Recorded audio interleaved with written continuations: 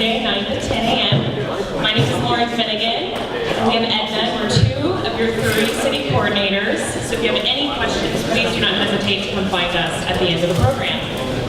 So 1 Million Cups is an educational program produced by the Kauffman Foundation, and it's here to educate, engage, and connect local entrepreneurs while helping build startups on a grassroots level.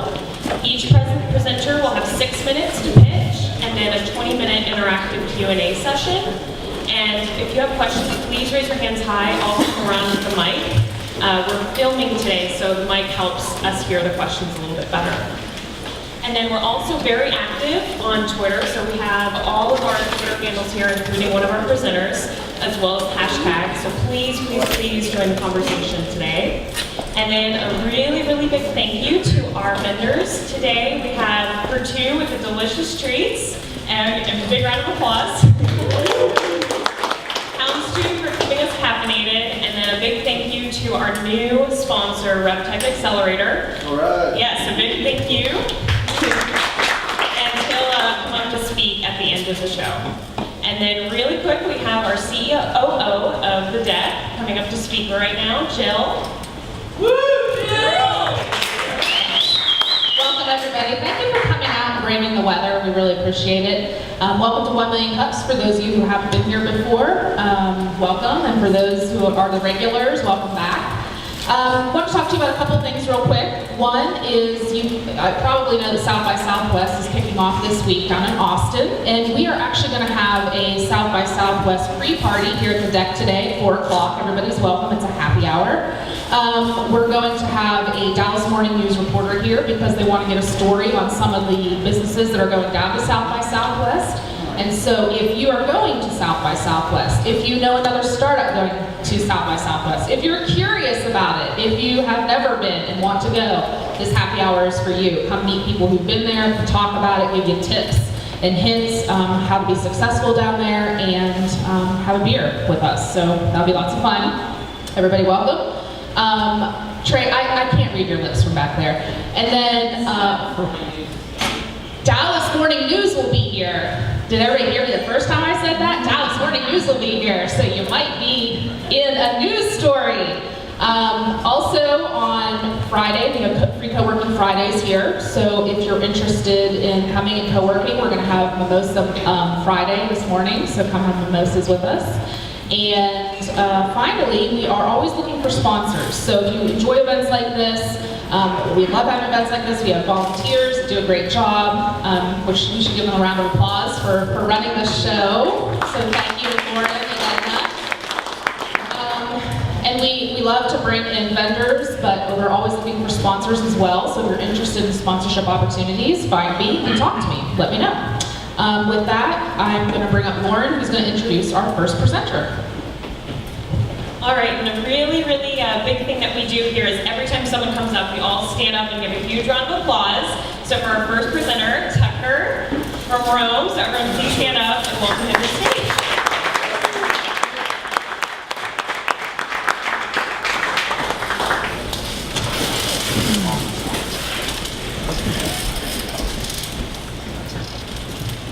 Hey everybody.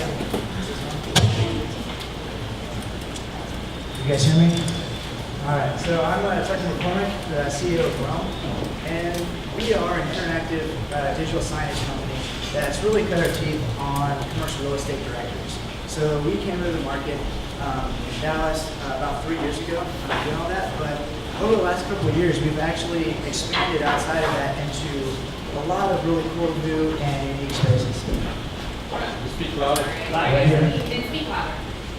Is this okay? Yes. All right. All right. So, but before we get to everything we've done, I kind of want to go back in history and see what the interactive directory has been like, and over time. So, in 1988, Die Hard, Christmas Eve, 1988. We have John McClane coming into Nakatomi Tower, looking at a commercial real estate directory, trying to find his wife, Holly McClane. Can't find her, and just really bad experience for the rest of the night. So 30 years later, we have, should have come through like leaps and bounds to really see what directories are like. but unfortunately, they really haven't changed very much, right? We've added some pictures, maybe some widgets like news and weather, but really it's just long lists of boring information. So we've really approached this market seeing a need that commercial real estate is updating their technology because millennials are really coming into the workspace. Dallas has a huge market and they're having a pretty big budget to update their technology. So we're using, we came to this market in 2013, really looking and seeing how we can make an impact here. And so we used the knowledge that we had in web and mobile design because we're all used to, touching our smartphones and tablets, and this is the kind of interactive, experience that people are expecting. So, unfortunately, commercial real estate is way behind the times. While those are some of the top-end products, most people don't even have digital signage. So we come in, and we're really looking to do more than just inform. Right? We want to help brand, we want to make the visual experience so you can find Nakatomi Corporation and find College Nara really simple. And at least start off your night with a little bit better digital experience. So we start off with our interactive atlas, expanded into our non-touch glance, and all of this is controlled on our Showman web portal, which we announced last month with Dallas Utah. And so our atlas is really just this huge premier product that covers pretty much every need you could have in the touch realm. Well, our glance is a non-touch option that's simpler, creates a much bigger market with smaller real estate buildings, but can expand into the full digital signage realm, menu boards, wayfinding, live TV, even more. And so right on the street, we're at Comerica Tower. We actually have an interactive directory, and we're doing information boards with our glance in all the lobbies. So you're seeing ways that we can actually provide these to communicate with visitors and tenants. But over the last year, we've really seen people come to us asking if we can do this or that. We do a retail deal, restaurants, stadiums, and the question or the answer was that we could. And so, but it wasn't as easy to manipulate our directory software as we wanted. And so this kind of got us thinking that the digital signage market, which really all these other applications are in, is where we might want to be going. And so we had started looking at it. And the market is really huge, and it's growing really, really fast. All right, but the other problem is that, as it goes across industries, we have major impacts in various areas from advertising, sales, and just basic information that people are enjoying this digital experience more. But we have a huge problem, is that the market is really fractured. It's not as simple as just buying a display and putting up your information. You have to have a player, you gotta have AV installers, what platform to use, because there's quite a few of those. Do you want feeds in? Does that platform work with them? Do you need a creative design to make a custom app, which is really expensive, or a full creative agency to make all this happen because it's so complicated? Well, directories are kind of a great place in the market because they're a package deal. Right, they come, you decide what size you want, and they give you what you need right away. So it makes it really simple for real estate, and that's what we're trying to bring in from our experience into the digital signage market that we've been experiencing. So as we've been developing and hiring, we've been operating actually over 3 years. We're in Dallas, Chicago, and Austin, and we're looking at expanding and developing our platform for quite a few other applications. That we still are focusing on this commercial real estate option, but with mixed use and everything else, we're really being able to hit other verticals to supply with digital signage. So right now, we've actually started a capital raise. We're looking at raising $500,000. We got a great foundation. We actually have really positive revenue. We've been operating with over $500,000 in revenue that has allowed us to create this foundation and experiment at other verticals. With a small team, but with that, we'll need to be growing as well. So hiring more developers and sales to really reach these markets is really what the future looks like it's holding for us. So if you have any questions, I think they have some mics. Yeah, so we have one over here.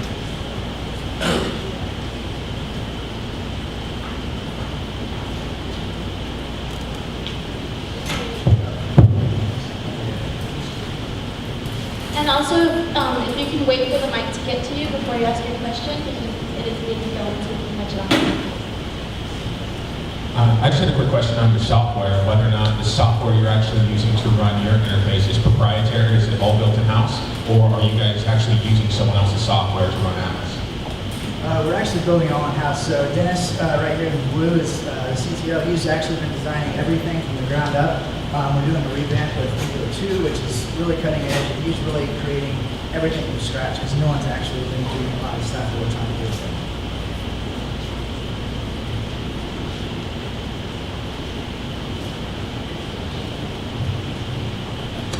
So what are your biggest challenges? I think one of the biggest challenges is how big the market is. Because digital signage is really massive. There's a ton of players in the market, but really creating a much more complete solution is what we're coming up against. The market is there's like a really cheap, not really useful kind of premium product that goes all the way up to incredibly detailed, customized software and hardware applications for everybody. And so finding that space where we're really providing a very easy to use create application for digital signage, where it's hardware, software, installation, that whole package is definitely one of the challenges because a lot of these companies didn't want to deal with it, which is probably why the market's so fractured. But this is what a lot of companies are needing because of how efficient digital signage is in getting the message out, increasing sales, advertising the product, showing off what you can do.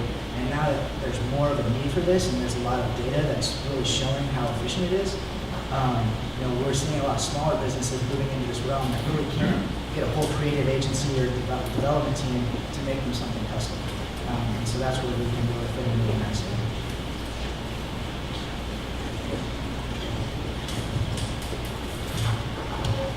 So I may have missed this in your pitch, but is ROAM basically the agency, the implementation, the sales, the whole entire process, minimizing the work for the businesses? Yes, so we provide the hardware and software package all together and support it. And so we're really doing, creating this, package deal that a lot of the other companies, really want right now. So we do most of that, and we've been doing it with directories because that's how the directory market is working. And so we're just bringing that same system into the digital signage market, which doesn't have that same operations. I guess for me, to have a successful business, every business has to solve a business problem.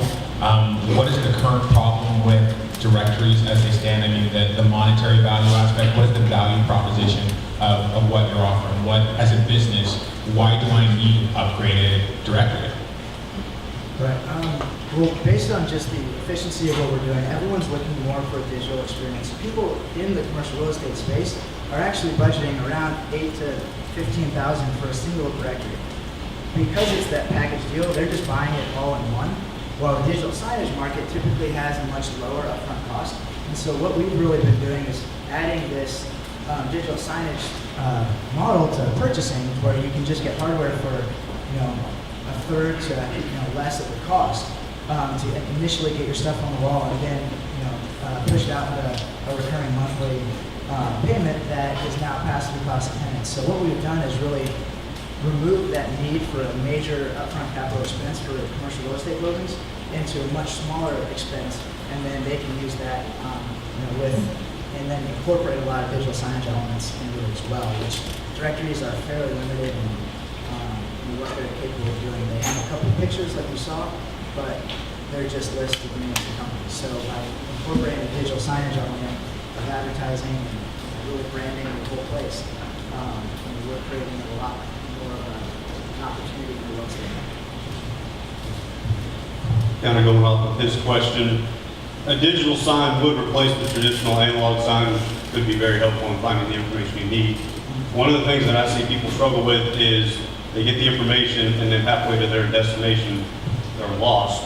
How could you plan to implement mobile technology along with the digital technology that you're bringing to the traditional solution? There are a couple ways, like with commercial real estate, we don't really see, there is a great app called Skyrise, which are creating more of an internal social network with the building to how to communicate and everything else. And that's one way that we can incorporate, because we have a very open API system that we can help with that. But in a lot of ways, no one's really going to be downloading a full app when you go to one meeting in a tower in downtown. So we've introduced, or one of the development pieces we're introducing is kind of a text-to-phone option. So people having a PDF map or a link that can then be texted to your phone. You can just click a link on your as a text and then move forward with that. And we think that's one of the more accessible options for how people can communicate leaving the actual sign. Have you thought about separating your platform from your marketing function so that you can maybe franchise or sell this hardware software package you developed and expand your geographic reach probably a lot faster? I mean, it's all really our app. It's an application that it's cloud-based, but you just load an app onto a player, show it on a screen. So we can get it there. We can use existing hardware. We're fairly hardware independent, so while we like to create that package deal, we can send that anywhere from our vendors. We're not making the hardware in-house. And so really we're just providing that simplest solution to get our software on the wall.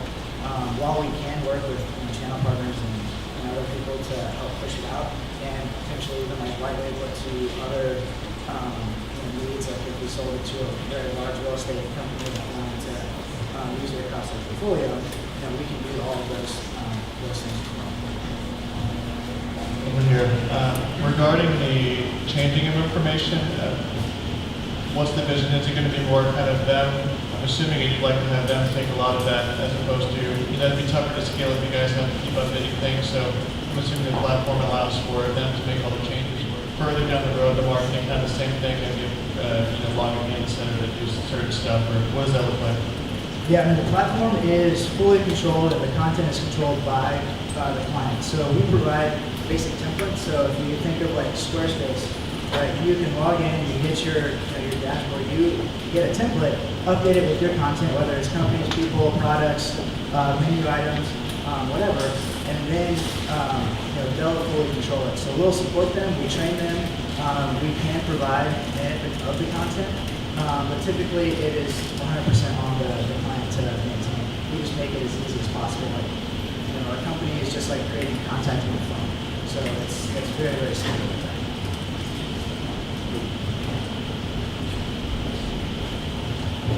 Have you considered taking this into the residential market, apartment complexes, gated neighborhoods, anywhere where you've got a security system with the directory? Yeah, so we've looked at multifamily and residential, and a lot of what this is where commercial real estate has been a very good market because they're very controlling of their content, and so they don't really like to go out. So if you go to CoStar, that content is very much outdated or limited, where MLS and a lot of the multifamily stuff is very open. So what we're looking at doing is creating an API with MLS or whatever management tool they're using to then auto-populate, so they don't have to constantly go in and manage content manually, but can have automated content. And so once we get there, we really think that'll be a much better fit for those markets. Hello. Thought about putting it on the phone app where augmented reality on the phone app, use that platform. So the question is about augmented reality, and we're not really focused on mobile. We're really going to be that information piece in public spaces. So while we can integrate with potentially other augmented reality, most of those are going to be controlled by quite different methods. And yeah, we could look at it, but those are very hardware specific and needing a location and walking away. Like if you go augmented reality in the mall, it could be hard to maneuver around if you don't see what you're doing. So we're trying to just create that quick piece of information to inform and hopefully push people to make a purchase or get where they want to and make their life easier. We've talked a lot about the software aspect, but obviously with any installation we talked about, kind of hinted at, you need installers and all these things. What kind of plan do you have for hardware service? If everyone's putting all of their eggs into this one basket about their directory, when their hardware goes down, when their touch screen goes out, what kind of plan do you guys have in place, and what's the turnaround time look for that? If a building directory goes down, if it's going to take me 7 days, 6 days, what kind of turnaround do you have for hardware service? So all of our hardware comes with 3-year warranties because we have commercial grade. All of our vendors and partners that we have provide this this warranty. And we had our installation in Chicago actually just had an issue with one of their screens. It just totally bad. We talked to our vendor, they immediately shipped one. It got there the next day. That client, since it's effectively just a very nice TV, took it off the wall, put the boot display on the wall, and shipped it back. And so with the commercial grade support, and we have like white glove service with some of our other vendors like LG, you can actually come out and within 24 to 48 hours actually service the TV on site.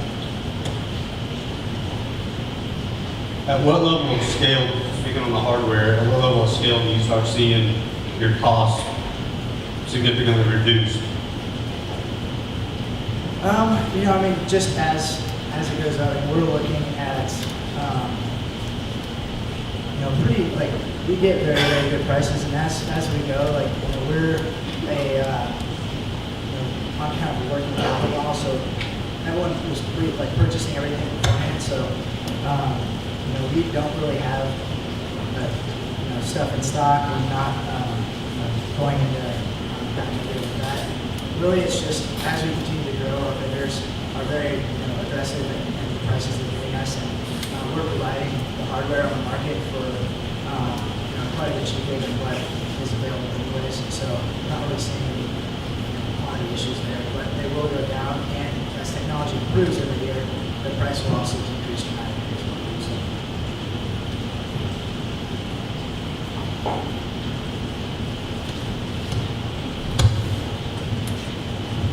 How can the community help you? So we've kind of kept our heads down a lot in 2015, and this year we're really trying to get out and get back into Dallas, entrepreneur community, and really expand what we're doing in sales across all these different verticals. And being in Dallas, this is a great opportunity to see if it works for you. We have a great platform that is really versatile, and for us to be able to be here personally and support those and really work with people in person to create these opportunities, I think is one of those things we really like to do. And additionally, we are now searching for capital. And so that is one of those things that if you know investors that are interested in technology or a little freaked out with the oil market and don't really want to get in there, or seeing real estate kind of peaking, this could be a really good opportunity, and we just want to get the word out as much as possible that, hey, we are looking for these kind of partners, hopefully local, that can help us really grow and expand into what we want to do with the vision that I just showed.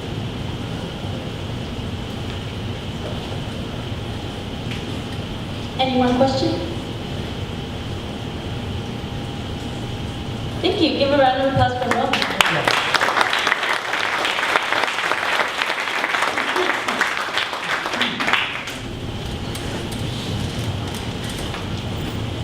All right. And then next up, we have AJ from TopScoreClub. So please stand up one more time. Big round of applause.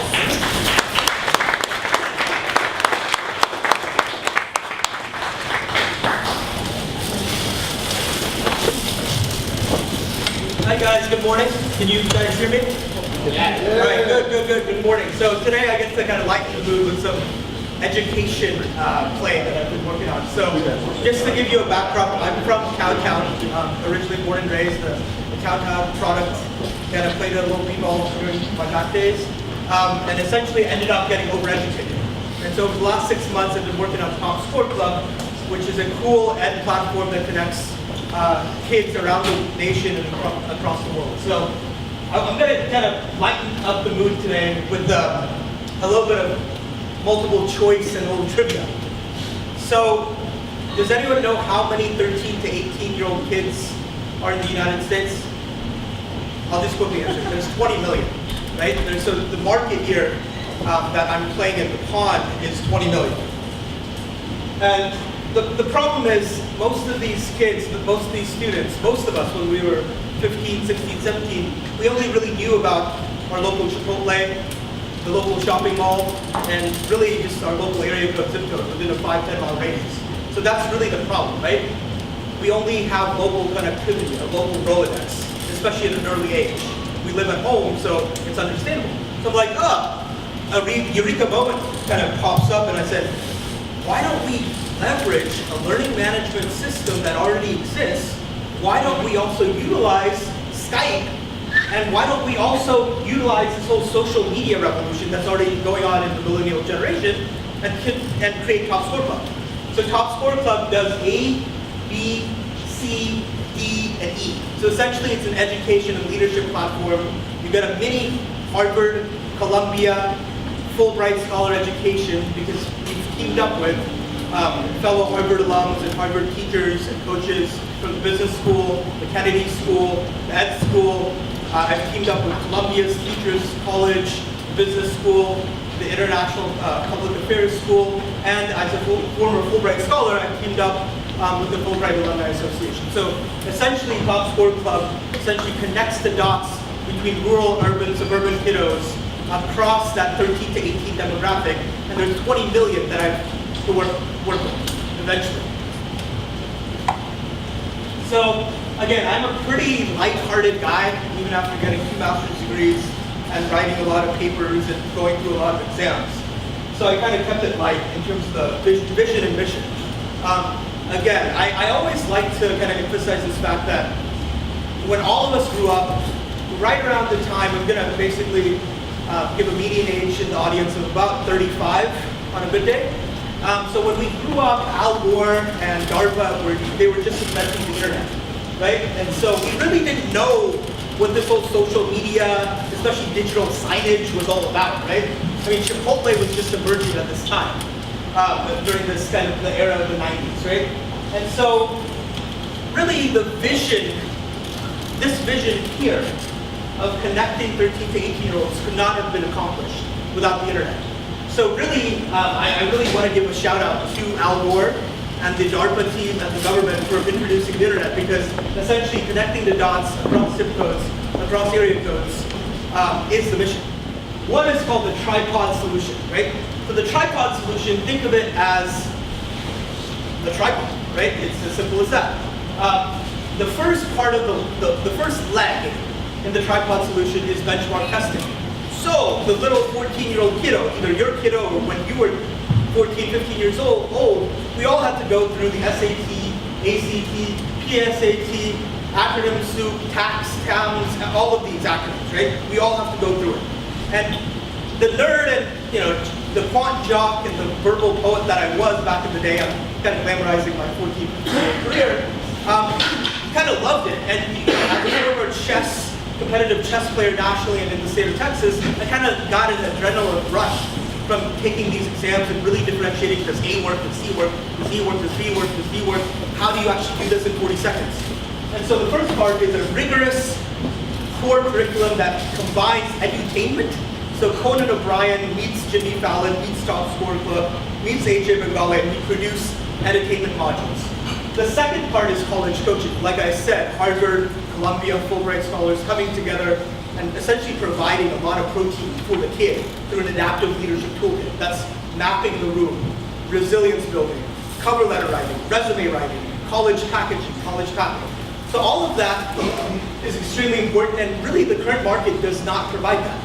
The Kaplans of the world, the Princeton Reviews of the world, they really do a really good job of preparing you for A, B, C, D, or E, but they really don't prepare you for the next level, college, externship, creating a career for yourself.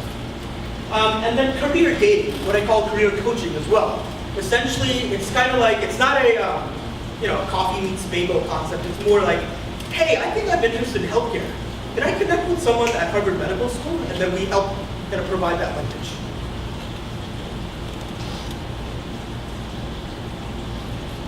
And so in terms of the scale strategy, so like I said, I'm a Cowtown product.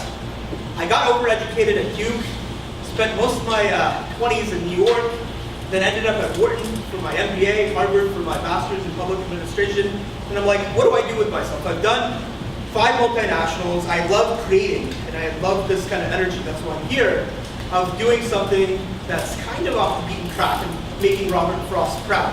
And so the whole idea for our scaling is really starting out in Boston and Dallas and New York, where I grew up. I grew up in Dallas, but I really grew up in New York during my 20s. And then I got educated at Harvard and Wharton. So that's where the 3 home bases are. In terms of really carving out an ask, because I know this is a question that I'll get in a bit.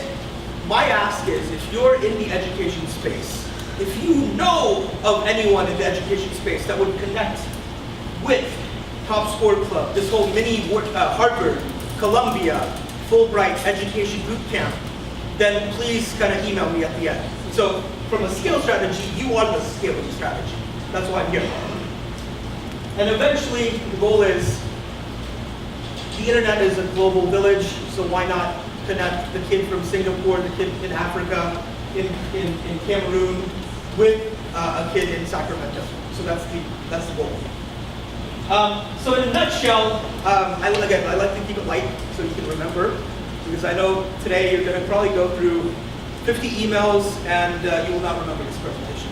So essentially, entertainment.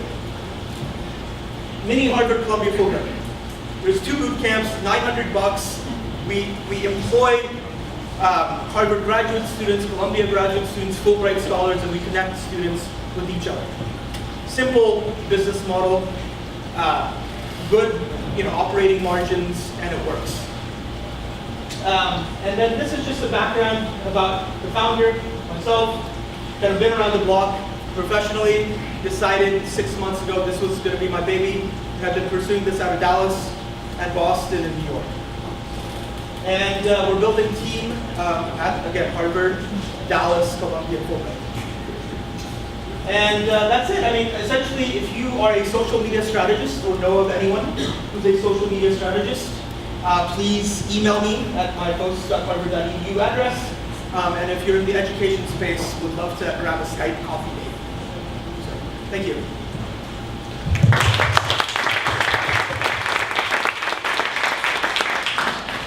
Okay, we'll open it up to questions.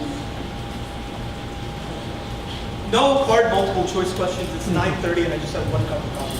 Please. Is it have you already started doing business? Is there a revenue generation that it's already in play? Very good question. So right now we're right at the pre-launch cusp of the launch. So we're like basically think that the wheels are still on the ground. And if this summer, which is the summer months are extremely busy, we're launching officially Dallas, Boston, and New York. So we're still building the content. The edutainment modules are still being constructed, and I'm giving presentations to 1 Million Cups and other folks. Yep. Are you building an internal platform, or how are you connecting everyone? Good question. So the learning management system, and there's multiple vendors out there. We're using a specific LMS that's socially oriented that enables social Rolodexing, basically an internal LinkedIn profile, a blog connect. So we're using a specific LMS, so it's internal within Top Score Club Academy. Yep. And you'll be hosting that yourself? Eventually we will. Right now we have other hosting providers. Yep. But I just want to emphasize, this venture is not predicated on building new technology. This venture is about connectivity and using the existing LMS platform, learning management system platforms that just leverage what already exists. Yeah. I'm the vice president of the Board of Trustees of a large independent school here in Dallas. And so I'm curious, who is your market? Because many of the services that I see offering are provided by the college counseling offices at these more focused independent schools than you might see in a city school district. Great question. So I've been getting that in my head over the last 6 months as I grow this puppy, right? The puppy became a Chihuahua, and the Chihuahua became a Bulldog. But essentially, think of the ideal kind of end user as that 15-year-old kind of sophomore who is about to start on an honors track, but she's unsure what she's going to be doing long term. So mommy and daddy see Top Score Club because we're penetrating, again, our scale social media strategies, penetrating influencer groups, second-gen networks, doing a pilot at local schools, public-private charter, homeschool association, which gets left out. So the ideal candidate is that 15-year-old, unsure but kind of ambitious kid whose parents know that $900 is extremely good value for a mini Harvard Columbia Fulbright education. What's your retention plan for the 14-year-old after they complete, the 15-year-old after they complete the additional 26 modules to come back the next year?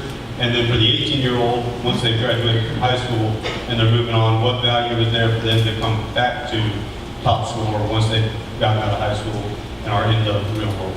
Brilliant question, which I thought through 3 months after just working on this. Like, okay, I'm a Wharton MBA, so I'm supposed to know how to retain customers, right? So I was like, okay, I don't want to make this an overly corporate type of customer retention strategy because the kid is 15 years old, right? So I'm like, how do I create some sort of molasses, coagulate the customer so that they keep on sticking on the platform? So the idea is to offer 2 boot camps. 1.0 is 6 weeks, 2.0 is 6 weeks, each is $900. Then have a link. Part of the curriculum involves WordPress blogging. So through that blog and through an internal LinkedIn profile, they'll always stay in touch with each other. And also, I didn't introduce this today because I thought it wasn't the protein of my presentation, but offering tutoring services through tsc.com is another revenue stream. So essentially, we take 10% of the $35 tutoring fee, and it just adds up hour by hour by hour. And the third revenue stream is advertising down the road, but we want to really get 1.0 and 2.0 right before we do that.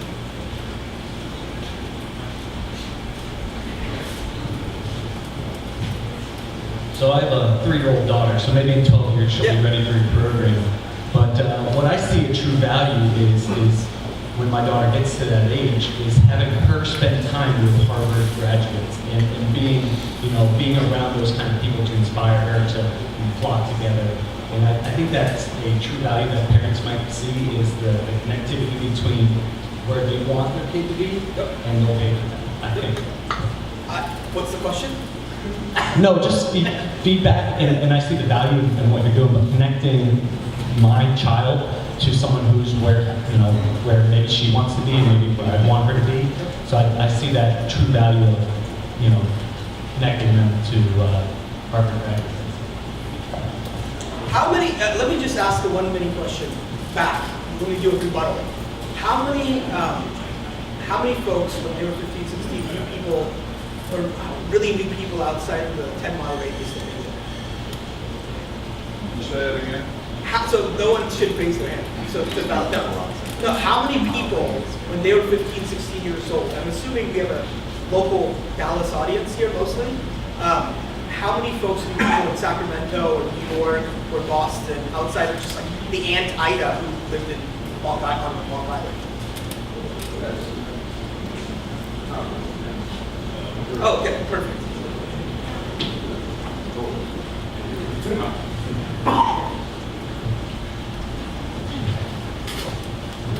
Hi, I'm the assistant principal, and I guess my biggest question is, how are you going to measure success? If I'm going to tell my parents about what you offer, what is $900 going to give? What kind of benchmarks or diagnostics, and how will I know to have successful at the end of a boot camp? Brilliant. So I actually just came back from Boston last night because the Harvard Social Enterprise Conference, which brought it was like the Davos of social enterprise in Boston this past weekend. And measurement, dashboard, certification, rinse and repeat. Measurement, dashboard, certification. It was basically just spit out every single hour at the sessions. And so kind of thinking through that and kind of almost giving you like a rehash of measurement in the context of TopScoreClub, there's 3 or 4 quantitative measures that we utilize. One is what I call G and G prime, or TSC or TSC prime. Before they enter the 6-week boot camp, we ask every student to take an SAT or an ACT. And then after the 6-week boot camp, we ask them to take an SAT or an ACT. That's one quantitative measure of improvement that we can prove, right? The second is, part of the curriculum involves community engagement and peer review. So there's a lot of points that are ascribed to being peer engaged. Editing and also commenting and really creating this banter kind of between the writer and the peer reviewer. And so these types of measurements, in addition to having a personalized coach, once a week for 1 hour through Skype, is how we gauge the student. Now, at the end of the program, we have an extremely intense core exam. And this is you're talking to someone that went from 1,000 SAT in middle school to a perfect score. So I was not born like intelligent. I grew, right? So that was kind of the 600-point uptick through hard work. And so in terms of understanding how we can dashboard certify the student by the end of the 6 weeks or the end of the second 6 weeks, the 12 weeks, we have an intense core exam that basically encapsulates some GMAT questions, some LSAT questions. We have like a little rubric that we've obviously designed that ensures that if you can get a 70% and pass this core exam by the end, you should be good to go. And so those are some of the quantitative and qualitative engagement measures.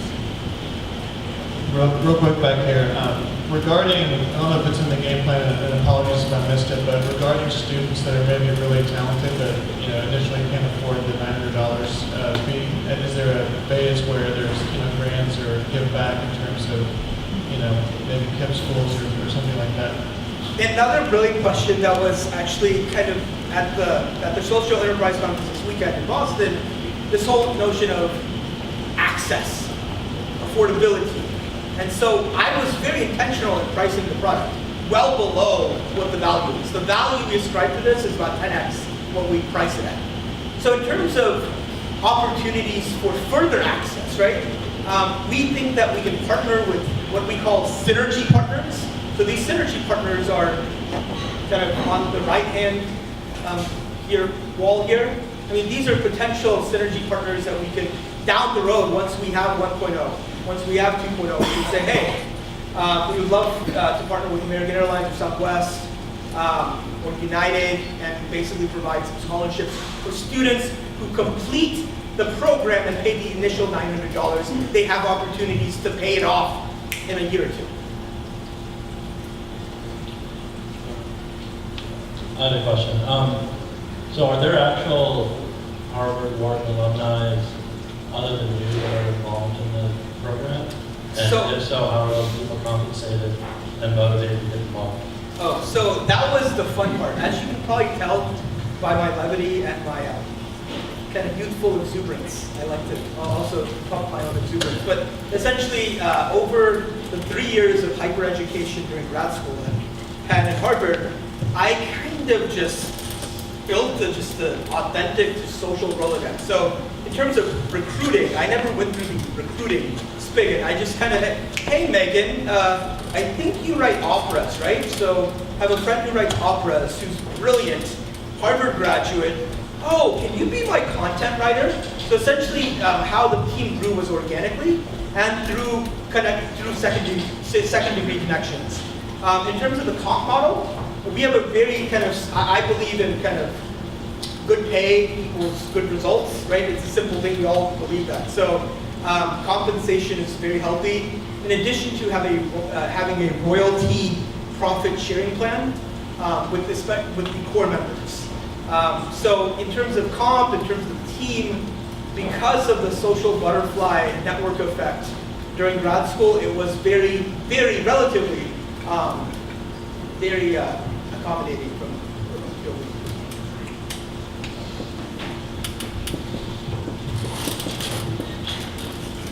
So, what is your next degree, since you have several of them, as well as, is there an exit strategy, or how do you know that you won't get bored in this process and ditch out on TopScoreClub? So my ultimate goal is to be an adjunct lecturer at a UTD, an SMU, or a Harvard, one of these places, right? Down the road, like, right? In the meantime, and really engaging with students between that 1330, what we call in the TSC lexicon, 1330, right when you're forming and developing a career, right before you have that first or second baby, right? So I really want to engage with the 1330 community throughout my life as an adjunct lecturer at whichever university will accept me. Secondly, this whole entrepreneurship space that's kind of sprouted over the last 3 years. First starting at the deck, Addison Treehouse. I've been around the block at UT at Arlington, which has a new incubator hub, launchpad, going to Node. I hope to just connect kind of the dots here locally in Boston and New York. So traveling and just being engaged as an adjunct. Yeah.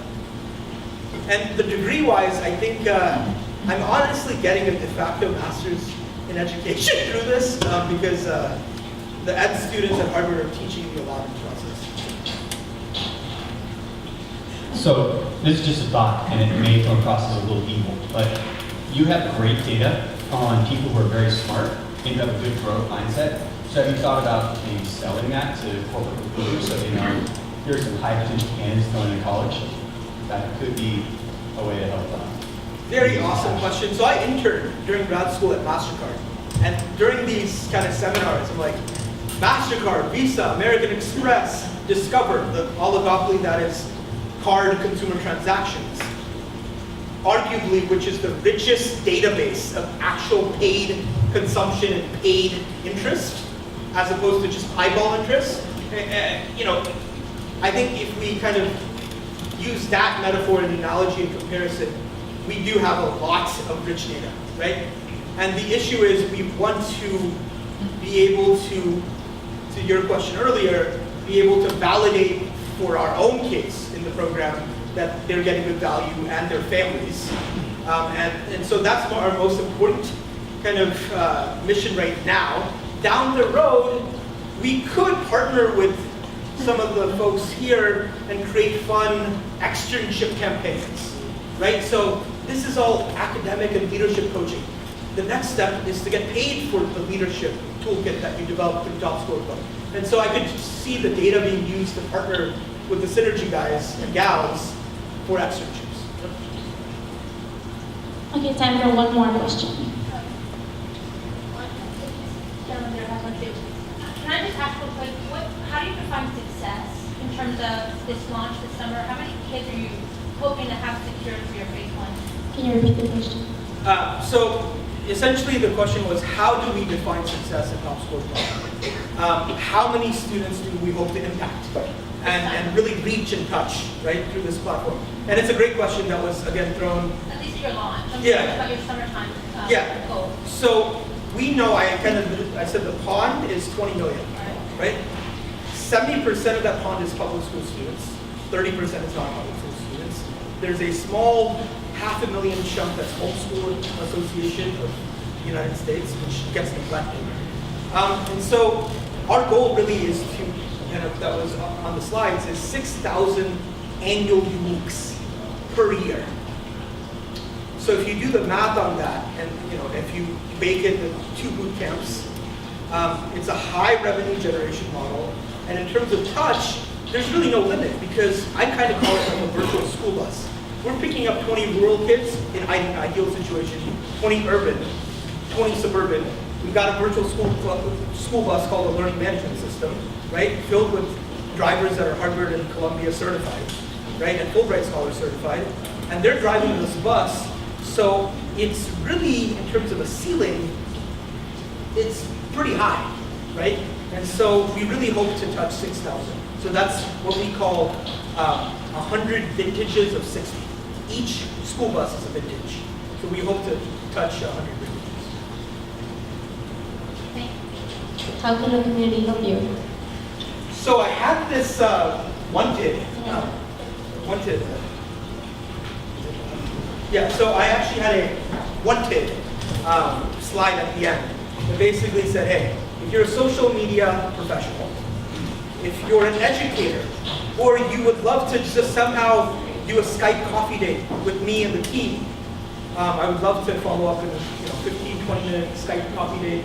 I think that's the norm, at least in this whole ed community, where if you can't see each other like in person, you just pick up a coffee at the local, not Chipotle, at the local, corner bakery, and you just sit while you're talking through Skype. So I would love to really engage with any of you who's interested in these skills. Thank you.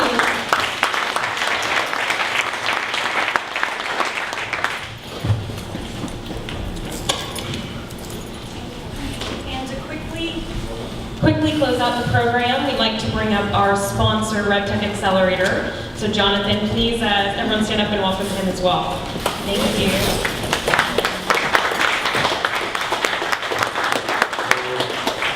So my name is Jonathan Fine, and I'm the Director of Business Development for RevTech. We're a venture fund seed accelerator that focuses on product and tech innovation for the retail and restaurant industries. We have some exciting events coming up. Tomorrow, we are hosting a happy hour. Everyone is invited. It's open to the entrepreneurial community. It's going to be from 5:30 to 7:30 at the Ginger Man in Uptown. It's a free event, but we like to have a head count, and the registration link can be found on our website, revtechaccelerator.com. If you go to the events page and then look at tomorrow, you'll find it. You can find more out about it. We are currently accepting applications for our 2016 program. You can go to our website to apply and learn more. If you have a business or an idea or a solution that can improve the retail or restaurant industries, I would love to meet you. Please feel free to come up to me, and I'd love to explain what we do. At the end of the event, at the end of the month, on March 30th, we are hosting our second biggest event of the year, Tech Trends in Restaurant and Retail. This is going to be in Addison. We've curated 13 startups to present that are either graduates of an accelerator program or already venture capital backed companies. This event's always sold out. You want to get your tickets before you won't be able to. So I recommend you go to revtechaccelerator.com. You can find tickets there. Hal Brierly, the pioneer of brand loyalty, is going to be our keynote speaker.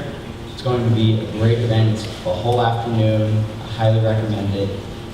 And like I said, if you have an idea that can affect these industries, please feel free to come up to me, and I'd love to tell you more. Thank you.